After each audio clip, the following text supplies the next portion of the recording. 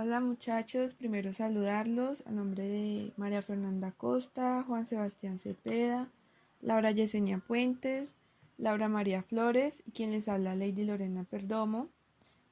Nos correspondió hablar del cheque. Antes de esto quisiera tocar un poco los antecedentes o la historia del cheque, que se encuentra regulado en el artículo 712 del Código de Comercio.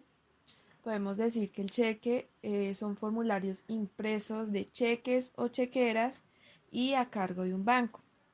Anterior a esto estaba la Ley 46 de 1923 y en su artículo 186 decía que un cheque era una letra de cambio girada sobre un banco y pagadera a su presentación, advirtiendo que las disposiciones sobre la letra de cambio pagadera a la prestación era de aplicación en el cheque.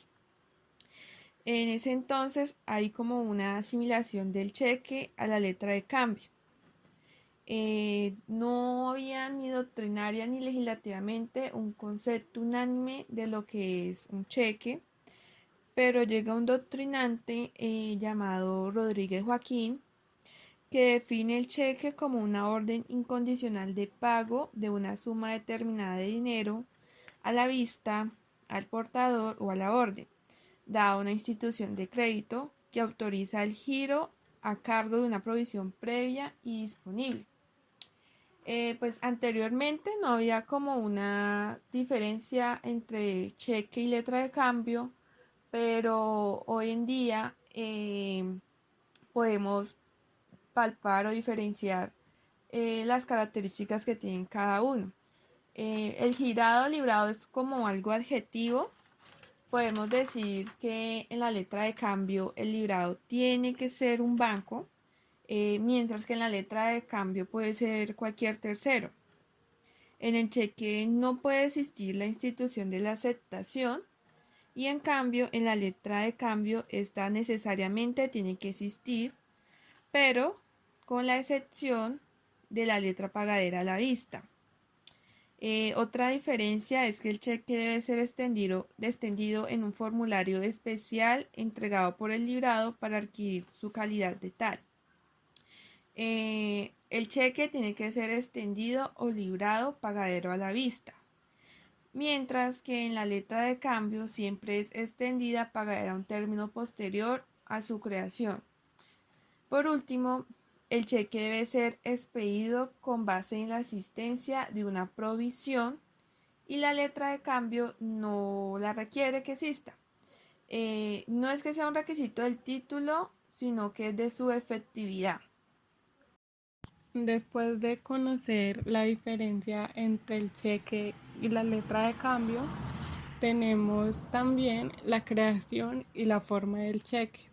Esto nos lo explica el Código de Comercio en el artículo 712 y 713, el cual en el artículo 712 podemos ver la expedición del cheque. Este cheque se explica que solo puede ser expedido en formularios impresos de cheques o chequeras y este se debe hacer a cargo de un banco. Los títulos que tengan forma de cheque y se expidan en contravención a este artículo, al artículo 712, no producirán efectos de título o valor. Luego en el artículo 713 podemos ver el contenido del cheque, el cual nos explica que en lo dispuesto en el artículo 621 están unos requisitos, unas características, pero que a pesar de eso también deberá contener las que estipula el artículo 713, que son, como primera medida, la orden incondicional de pagar una determinada suma de dinero. Como segunda medida, el nombre del banco librado y en tercera medida, la indicación de ser pagadero a la orden o al portador. Estas son las tres características que nos explica el código 713. Luego podemos encontrar la disposición de fondos suficientes y autorización del banco para expedir cheques. Esto lo podemos encontrar en el artículo 714, en el cual nos estipula que el librador debe tener provisión de fondos disponibles en el banco librado y que de haber recibido de esta autorización para librar cheques a su cargo. ¿Qué nos quiere decir esto? Que la autorización se va a entender concedida en el caso en que el banco ya le haya entregado a la persona, al librador, los formularios de cheques o chequeras. Esto es lo que se entiende como una disposición de fondos suficientes y autorización del banco para expedir cheques. Luego encontramos la limitación en la negociabilidad de los cheques en el artículo 715, en el cual nos habla de que esta negociabilidad de los cheques se puede limitar de forma de que se inserte una cláusula que indique esta limitación. También nos habla de que los cheques que no son negociables por la cláusula correspondiente o por disposición de la ley solo se podrán cobrar por conducto de un banco. También tenemos la limitación de la negociabilidad de cheques girados a favor del banco librado. Según el artículo 716, nos explica que el cheque expedido o endosado a favor del banco librado no será negociable, excepto de que se indique lo contrario en esta ocasión. Tenemos también la presentación y el pago en el artículo 717 y podemos encontrar el carácter de pagadero a la vista de los cheques. En ella se estipula que el cheque será siempre pagadero a la vista, que cualquier anotación en contrario se tendrá por no puesta y que el cheque postdatado será pagadero a su presentación. Posterior a esto, encontramos la presentación de los cheques para su pago. Según el artículo 718, nos explica que los cheques deberán presentarse para su pago en 4 situaciones distintas. La primera habla de que son dentro de los 15 días a partir de su fecha, si fueren pagaderos en el mismo lugar de su expedición. La segunda situación nos habla que se puede presentar para su pago dentro de un mes si fueren pagaderos en el mismo país de su expedición, pero en lugar distinto al de esta. La tercera situación nos habla de que se pueden presentar para su pago dentro de 3 meses si fueren expedidos en un país latinoamericano y pagaderos en algún otro país de América Latina. Y la cuarta situación nos habla de que se pueden presentar para su pago dentro de 4 meses si fueren expedidos en algún país latinoamericano para ser pagados fuera de América Latina. Luego, en el artículo 719 tenemos los efectos por la presentación de cheque en cámara de compensación. ¿Esto qué quiere decir? Que al presentar un cheque en cámara de compensación, esto surtirá los mismos efectos que la que se hace directamente al librado. No tiene ninguna diferencia en este caso el presentarlo en cámara de compensación o haberlo presentado directamente al librado. Esto generará los mismos efectos en cuanto a la presentación del cheque. En cuanto a la obligación del banco para hacer el pago del cheque o de ofrecer su pago parcial hasta el monto del saldo. Para esto debemos remitirnos al artículo 720 del Código del Comercio, quien establece que el banco estará obligado en sus relaciones con el librador a cubrir el cheque hasta el importe del saldo disponible, pero también nos trae una sección, y es que si los fondos disponibles no son suficientes para cubrir el importe total del cheque, el librado deberá ofrecer al tenedor el pago parcial hasta el saldo disponible. Para continuar con esta exposición, debemos dejar claro 3 términos que son importantes dentro de la misma. En cuanto al librador, al librado, al tenedor o beneficiario. En cuanto al librador, tenemos que es también denominado como cuenta corrientista y es el dueño de la cuenta que además firma el cheque o quien da la autorización para ejecutarlo. El librado es el banco que emite el cheque que le entrega al librador como cuenta corrientista. y el tenedor o beneficiario va a ser la persona quien tiene en su poder el cheque, quien lo puede reclamar ante un banco o quien lo puede cambiar por dinero en efectivo. Basados en esta obligación, tenemos que al momento de que un tenedor legítimo de un cheque llegue al banco para su pago, el banco está obligado a pagarlo siempre que existan los fondos suficientes en la cuenta del titular de la cuenta corriente. El banco solamente se puede negar a pagarlo en caso de que el cheque presente alguna alteración en cuanto a su firma, valor, papel o, en su defecto, que exista la orden expresa del librador quien ordenó su no pago bajo su responsabilidad. Si al momento de llegar a la ventanilla el tenedor del cheque, el cajero observa que no hay fondos suficientes para cubrir el valor total del cheque, el banco, a través del mismo cajero, está en la obligación de ofrecer el pago parcial del cheque con los fondos disponibles y a su vez el tenedor tiene la posibilidad de aceptar dicho pago o no. Pero ¿qué pasa si el banco no ofrece el pago parcial del cheque? Si éste se niega a hacer el pago parcial, el dueño de la chequera, que en este caso es el cuentacorrientista o librador, puede exigir a su propio banco el pago de una sanción que es equivalente al 20% del valor contenido dentro del cheque y además también puede demandar al banco por los daños que le haya ocasionado. También en cuanto al artículo 721 del mismo Código del Comercio, tenemos que el pago del cheque debe ser dentro de los 6 meses siguientes a la fecha de la expedición. Este nos establece que cuando el cheque no hubiese sido presentado en el tiempo, el librado deberá pagarlo si tiene fondos suficientes del librador o hacer la oferta del pago parcial siempre que se presente dentro de los 6 meses que sigan a la fecha. En consecuencia de esto, podemos establecer que este ya no hace referencia a la caducidad de la acción cambiaria, sino que ya se refiere a la obligación del banco de pagar el cheque. Si este lo presentó dentro de los 6 meses siguientes a la fecha o durante ese término, el tenedor puede llevar cuantas veces quiera el cheque al banco a fin de obtener el pago por ventanilla o presentarlo por conducto de su cuenta corriente, y si hay fondos, es obligación del librado pagarlo o hacer el ofrecimiento del pago parcial hasta el saldo disponible. También miraremos en cuanto al librador que sin justa causa niegue el pago del cheque, establecido en el artículo 722 del mismo código. Dice que éste puede incurrir en sanciones cuando se niegue el pago total o parcial. La sanción pues equivale, como ya anteriormente lo habíamos mencionado, al pago del 20% del importe del cheque o del saldo disponible.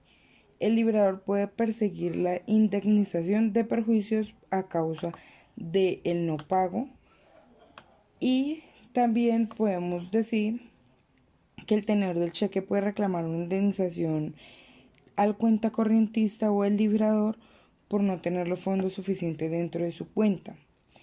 El cuentacorrientista también puede cobrar una multa al banco, como ya anteriormente lo habíamos explicado. También vamos a tocar el rechazo del tenedor del pago parcial del cheque, que es un procedimiento para el banco estipulado en el artículo 723 del Código del Comercio, quien nos establece que el tenedor podrá rechazar el pago parcial. Si el tenedor admite el pago parcial, el librado pondrá en el cheque la constancia del monto pagado y devolverá el título al tenedor. En cuanto a la revocación de un cheque por parte del librador o notificación al banco, que está estipulado en el artículo 724, podemos decir que el librador podrá revocar el cheque bajo su responsabilidad, aunque no hayan transcurrido los plazos para su presentación, sin perjuicio de lo dispuesto por el artículo 742. Se deja notificar la revocación al banco y éste no podrá pagar el cheque. En cuanto a la no exoneración del pago del cheque por la muerte o incapacidad sobreviviente del librador, tenemos que está plasmado en el artículo 725 y dice que la muerte o la incapacidad de los sobrevivientes del librador no exoneran al librado de la obligación de pagar el cheque, pero trae unas formas de abstenerse del pago que están en el artículo 726 del mismo código, y dice que la quiebra, el concurso, la liquidación judicial o la administrativa del librador obligan al librado a rehusar el pago desde que hayan hecho las publicaciones que para los tales casos prevé la ley. Y también el artículo 727 nos habla de los efectos de las anotaciones en el cheque de haber sido presentado en el tiempo y no pago total o parcialmente. Entonces dice que la anotación que el librado o la cámara de compensación ponga en el cheque debe haber sido presentada en el tiempo o no haber sido pagado total o parcialmente, y que éste entrará a surtir los efectos de lo previsto por la ley. El siguiente tema es la obligación que tiene el banco de devolver los cheques originales pagados. El banco pues, tiene esa obligación de devolver al librador, junto con el extracto de su cuenta, los cheques originales que ya haya pagado. Debemos tener en cuenta que el librador es la persona o empresa que emite y firma el cheque, y el librado es la entidad bancaria que paga el importe de ese cheque. Otro tema que debemos tener en cuenta es la caducidad y prescripción de acción cambiaria. En la caducidad, la acción cambiaria contra el librador y sus avalistas caduca por no haber sido presentado y protestado en el cheque a tiempo. Pero si en ese tiempo o en ese plazo el librador tuvo fondos suficientes en poder del librado y por causa no imputable al librador, entonces el cheque dejó de pagarse.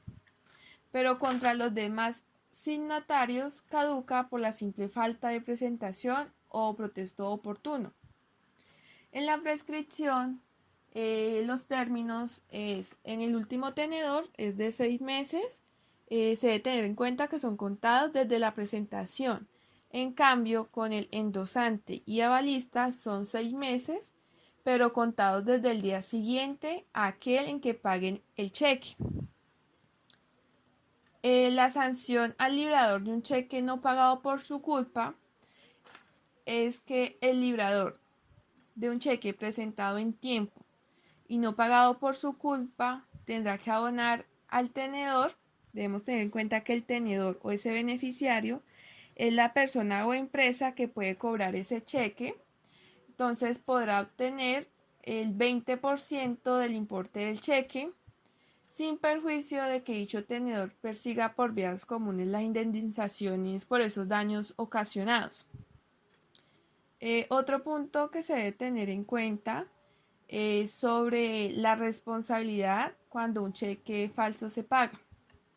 El responsable comercialmente sería el banco que es el librado, pero hay unas excepciones o unos casos en los que el banco no será responsable, que es cuando el depositante no ha notificado al banco que era falso o que la cantidad estipulada en el cheque fue aumentada. Pero existe un término para que el depositante informe al banco de esto, el cual es de 3 meses, contados a partir de que el banco devuelve el cheque al depositante. Entonces, en el Código de Comercio nos dice que todo banco será responsable a un depositante por el pago que aquel haga en un cheque falso cuya cantidad se haya aumentado. Salvo, pues lo que dijimos anteriormente, los dos casos o excepciones. Y también nos habla de la pérdida de formularios de cheques. Esa pérdida de formularios de cheques es que la persona que pierde los formularios debe dar aviso de inmediato al banco. Pues si se omite notificar o informar al banco la pérdida de esos formularios de los cheques, en caso de que el banco pague un cheque falsificado o alterado, el depositante solo podrá objetar el pago de dicho cheque, pues si la alteración o falsificación es notoria. Podemos decir que una persona que pierde los formularios de los cheques y no avisa al banco que dicha pérdida libera al banco de responsabilidad por pagar los cheques alterados o falsos, a menos de que dicha alteración sea notoria, caso en el cual el depositante puede objetar ese pago. También están los cheques especiales cruzados. Entonces, el cheque que el librador o el tenedor cruce con dos líneas paralelas trazadas en el anverso solo podrá ser cobrado por el banco y pues se llama cheque cruzado. Podemos hablar de un cruzamiento especial y un cruzamiento general. El especial es que si entre las líneas del cruzamiento aparece el nombre del banco que debe cobrarlo, podrá ser cobrado solo por el banco cuyo nombre aparezca entre esas líneas. Pero en el cruzamiento general, si entre las líneas no aparece el nombre de un banco, el cheque podrá ser cobrado por cualquier banco. Bueno, seguimos hablando del tema del cheque. Entonces hablamos de la validez, la no validez de borrones o cambios en el cruzamiento. ¿Qué es esto? Esto lo encontramos en el artículo 736 del Código de Comercio y básicamente nos habla de que el cheque, ¿sí? En el cheque no se pueden aceptar ni tachones ni borrones cuando corresponde al banco, ¿sí? O también en el momento de cruzar el cheque es decir, pasárselo de una persona a otra, ¿sí? En esa transferencia, el cheque obviamente tiene que ser muy claro, muy preciso y no debe tener ningún tachón, ninguna enmendadura, ningún borrón, ¿sí? ¿Qué es lo que pasa? ¿Sí? Que se pueden hacer unos cambios, pero esos cambios solamente se pueden hacer cuando se hace antes o bajo de la firma del librador, ¿sí? Él es la persona o la única persona que puede hacer esas enmendaduras, ¿sí? Pero al momento de la entrega o al momento del cruzamiento, el cheque tiene que tener las formalidades y no tiene que tener ninguna enmendadura. Ya en el artículo 737 nosotros hablamos del cheque certificado y este cheque certificado, ¿sí? Es el que concede al librador o al tenedor prohibir, ¿sí? Que el cheque sea pagado en efectivo. Pero hay que hacer la aclaración de que para este cheque nosotros tenemos que expresar lo siguiente, que diga para abono en cuenta. ¿Por qué? Porque así ya el cheque, ¿sí? No va a ser pagado en efectivo, sino que la cuenta, hay que abrir una cuenta que es la del tenedor, ¿sí? Para que ahí que se deposite el cheque y pues a su vez sea cobrado, ¿sí? Como tal, este artículo nos habla muy taxativamente que pues a veces el librador o el tenedor no va a dejar que el cheque sea pagado en efectivo. Se va a tener que abrir una cuenta, ¿sí? Para que el tenedor se le deposite allí pues lo que se va a cobrar. Ya para el artículo 738 nosotros hablamos de una contravención. La contravención como tal nos dice que el librador es el que pues debe pagar, ¿sí? Tiene que pagar de manera correcta y efectiva pues un cheque. Pero si él lo hace de manera incorrecta o incumplida, ¿sí? Él lo que tiene que hacer es responder por ese pago irregular que él hizo, ¿sí? A la persona que él le pagó el cheque, ¿sí? O a la persona que se le demoró en pagar, pues si esta persona remete contra él, pues él se va a ver en la obligación, ¿sí? Pues de responder por ese pago irregular que él hizo, ¿sí? Cabe resaltar que esto también va muy en cuenta con los artículos anteriores que hemos mencionado, ¿sí? Porque si hay alguna pues irregularidad o incumplimiento o manera incorrecta de pagar, pues él deberá ser responsable por esa irregularidad que se presentó. Ya en este artículo siguiente, que es el artículo 739, tengo que hacer una aclaración porque este artículo habla del cheque certificado, ¿sí? Y también habíamos hablado en el artículo 737, tenemos el mismo título que es el cheque certificado. Hay que hacer una aclaración. En el artículo 737, este es uno de los efectos, ¿sí? En el cual el cheque certificado opera, que es para abono en cuenta. Acordémonos que cuando nosotros dejamos esa expresión para abono en cuenta, nosotros estamos prohibiendo de que este cheque se haga efectivo, ¿sí? De que este cheque se pague en efectivo. ¿Por qué? Porque se tiene que abrir una cuenta al tenedor, pues que va a tener, sí, como tal ese cheque. Ya hablando y adentrándonos en el artículo del cheque certificado, que es el 739 como tal, ¿sí? Nos dice que el librador o el tenedor de un cheque lo que puede hacer es exigir al librado, o sea, la persona, que se certifique la existencia de fondos disponibles para su pago, ¿sí me entienden?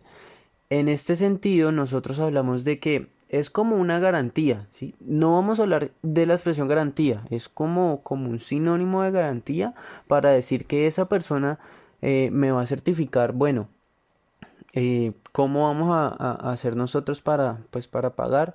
¿Qué certificado usted me puede pedir para que realmente yo tenga en cuenta que sí usted tiene los fondos disponibles para hacer o para ejercer ese pago? Entonces, como tal, la definición del cheque certificado es como tal un cheque común y corriente en el cual el librador, el tenedor de un cheque va a ser o puede hacer o puede exigir que el librado como tal le certifique, ¿sí? Cómo tiene o cuál es la existencia de fondos, si tiene fondos disponibles para su pago. Entonces, como tal, el cheque certificado, acordémonos que es el artículo 739, y uno de los efectos del cheque certificado lo vamos a encontrar en el 737, que es que el cheque no se va a hacer en efectivo, no se va a pagar en efectivo, sino que se va a hacer por medio de una cuenta. Ya vamos a hablar de las responsabilidades cambiarias que tienen pues los cheques certificados, y vamos a colocar una balanza al librador y vamos a colocar una balanza al tenedor.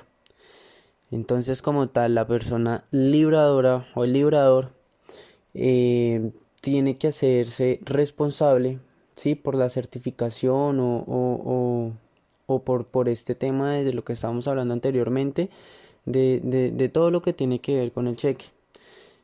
Y también, pues, tiene que pagarlo de manera oportuna. Su pago tiene que ser de manera oportuna, válida, legal, dentro del término.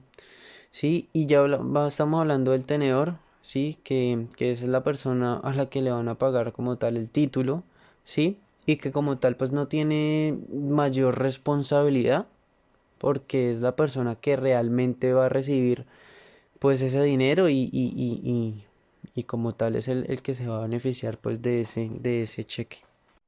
Y para complementar, eh, el tema de las certificaciones y todo ese tema, como tal la expresión que debe tener el librado, ¿sí? Para tener la garantía de una certificación o para que las personas que son librador o tenedor tengan como esa satisfacción, él puede hacer como tal una expresión que puede hacer él es la firma del librado, un visto bueno u otros equivalentes que pueden impactar ellos.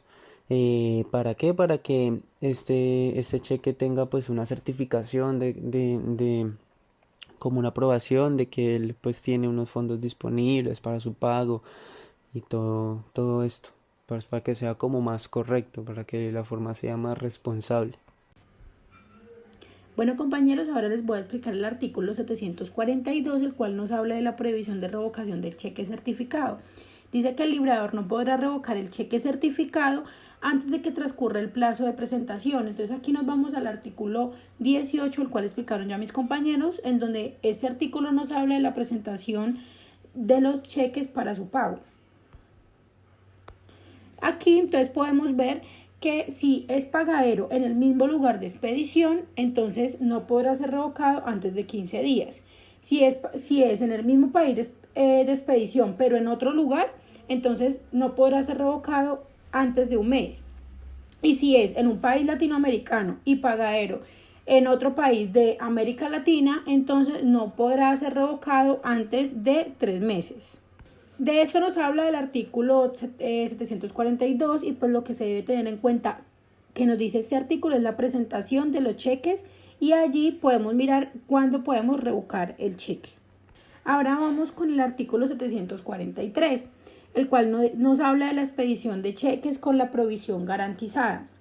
Entonces aquí los bancos pueden otorgarnos una chequera siempre y cuando pues la persona cuente con una cuenta corriente en esa entidad. Le entregan unos cheques certificados por un monto que define el banco. Pero pues lo relevante aquí es que esa provisión garantizada dura un año. Si los cheques no se presentan un año después de su emisión, ya pierden esa garantía. De acuerdo con esto, entonces podemos ya mirar el artículo 744, el cual nos habla lo que ya les hablé antes, la extinción de la garantía de previsión. Entonces nos dice pues que se extinguirá si el cheque no es presentado dentro de un año siguiente a la fecha en que se entregan estos formularios o esta chequera, como se les había explicado antes. Bueno, ahora pasamos al artículo 745, en donde nos habla de la expedición de cheques por parte del banco a cargo de sus propias dependencias. Pues este artículo básicamente nos dice que pues son los cheques que expiden los bancos a cargo de sus propias dependencias, es decir, en los cuales el librado y el librador recaen sobre la misma persona y en este caso pues es el banco. Ahora el artículo 746, el cual nos habla de unas características de los cheques viajeros. Este es un servicio especial el cual pues usted emite para poderlo cobrar en otro país, es decir, debe salir del país y ese servicio pues se adquiere con el banco. El artículo 747 nos habla de las formalidades para la negociación de estos cheques viajeros. Pues aquí nos dice que primero deberá el beneficiario del cheque deberá firmarlo al recibirlo y nuevamente al ser negociado. Y luego el que pague o reciba el cheque deberá verificar la autenticidad de esta firma, cotejándola con la firma puesta ante el librador. Entonces estas son las formalidades que tiene un cheque viajero para su negociación. Entonces es lo que se debe mirar y es lo que nos dice el 747 para poder formalizar esa negociación. El artículo 748 nos habla de la entrega por parte del librador del listado de sucursales o corresponsales donde pueda ser cobrado el cheque viajero. Entonces, como ya lo explicaba antes, es el servicio especial que nos da un banco. Entonces, el librador debe otorgar una lista de sucursales en donde ese cheque pueda ser cobrado. El artículo 749 nos habla de las sanciones por falta de pago de ese cheque viajero.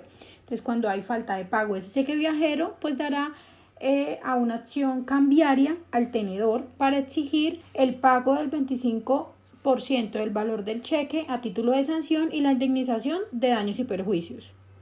Bueno, ahora hablamos del artículo 750, donde nos habla del avalista del librador de un cheque viajero. Bueno, los avalistas son los corresponsales bancarios y pues estos deben obligarse a recibir esos cheques que vienen de otro país y esas son las entidades que se obligan a avalar el cumplimiento de esta obligación del cheque viajero. Bueno, compañeros, ahora el artículo 751. Este nos habla de la prescripción de las acciones sobre quien expida el cheque viajero. Entonces ya hablábamos antes en el artículo 749 de la acción cambiaria, entonces aquí pues nos habla de cuándo prescribe esa acción. Entonces nos dice que para el que expida el cheque viajero, pues la acción prescribe en 10 años y para el corresponsal que ponga en circulación ese cheque prescribe en 5 años. Muchas gracias compañeros por su atención y espero todos se encuentren muy bien.